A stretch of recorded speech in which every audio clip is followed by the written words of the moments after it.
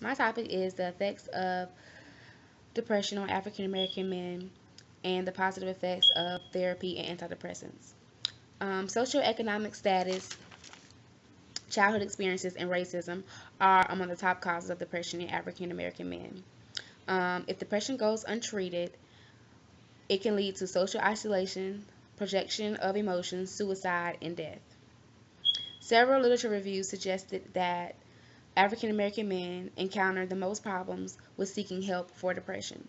And mainly that's in part because in African American families, there's a lot of stigma about seeking help or consider yourself crazy. Um, African American men are portrayed to be strong. They don't have any problems. They shouldn't have any problems. Um, they have to be strong for their families, and if there is something wrong with them, most times it's overlooked, and normally the response is, oh, they'll be okay, or they'll outgrow it, when in reality, your son may need help. So there are a lot of stigmas in black families or African American families about seeking help and getting the treatment that they need because they feel like it'll be okay, or it'll pass, or something that'll outgrow, when in reality it's a problem. Research studies have reported not having control over their lives and minimal emotional and social support um, has high depression rates.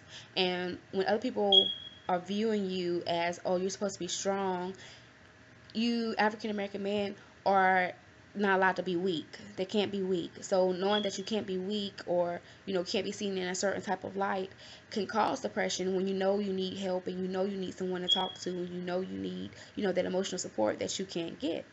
I also found that there are little studies done on African American men. I remember reading one study that they did a case where they were trying to do a case study, and no one even showed up for the case study. So, in another study that I read about, um, African American men, when they are commonly misdiagnosed for depression. So instead of them being diagnosed for depression, they are diagnosed as being schizophrenic instead of having depression.